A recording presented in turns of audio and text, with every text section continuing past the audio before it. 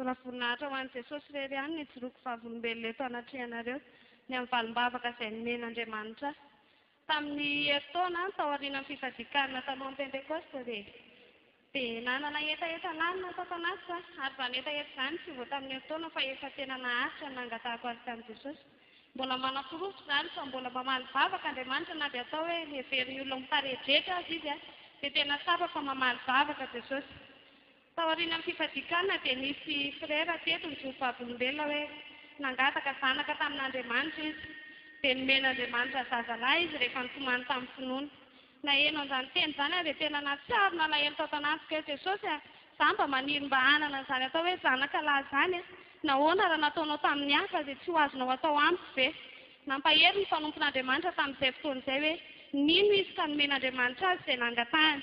Ary tao anatin'izay fotoana izay tena nangatahako tampinoana hoe Jesosy omeo azy sitraponao omeo azy any zanaka lahy izany.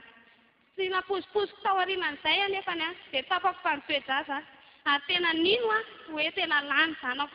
Rehefa natao ny fizahana rehetra voninahitra ho an'Andriamanitra fa tena lany zanako. Voninahitra ho an'i Jesosy irery ihany. Hitanao moa fa na inona angatahnareo mianarako ny Tompo dia ho ataoko izany. Halleluja.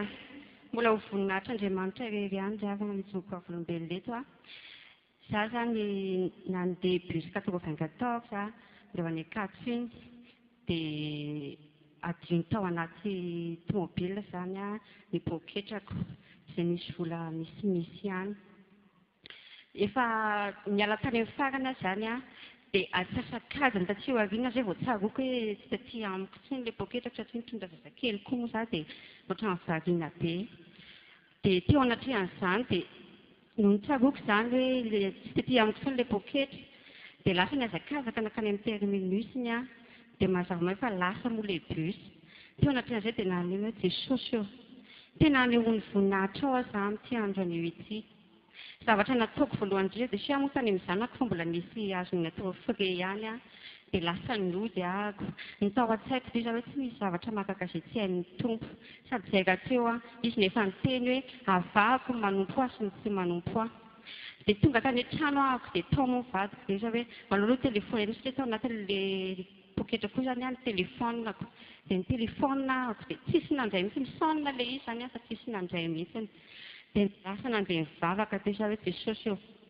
Ianao no mahita misy an'iny poketra iny. Zavatra fantatro dia tsy maintsy tonga eto amiko iny poketra iny satria ianao nefa niteny fa hoe Andriamanitra mahay ny zavatra rehetra ianao ary hainy miny koa ny zavatra rehetra. Teo anatrehan'izany dia mivavaka ahako. Nandohafika teo tapoko kelikely dia tsy haiko nisy hevitra teo dia nampitsangana anahy. Dia nanao vavaka fa Jesosy eo. Ianao no mahita an'izay fa mangataka ny herinao hikasika amin'ny fon'ilay olona nandray izay poketra izay dia aoka kasihy mihitsy ny fon'i Jesosy mba tena handray ny telefona izy dia hamaly. Dia vita ny amen dia voninahitra ho an'i Jesosy fa nisy nandray ilay telefona dia hoy izy ilay olona hoe ahoana hozy izy. Io tsy izany fa adinoko tany anaty bus ny poketrako dia izaho dia tiako ho azo ilay izy. Dia hoy izy aiza hozy izy nahitana anao dia izaho aty manjaka rehefa iza nahitanareo dia izy hoe izay hozy aty Andranomena fa andraso eo amin'ny Saint-Antoine eo hozy izy. Dia voninahitra n'Andriamanitra fa niandry tery ahako dia gaga be mihitsy fa dia namely anahy moa ny numero an'ilay tomobila dia namely somatsara anahy ilay poketra tsy izy banga mihitsy na ny ariary ny zavatra rehetra anatiny banga mihitsy.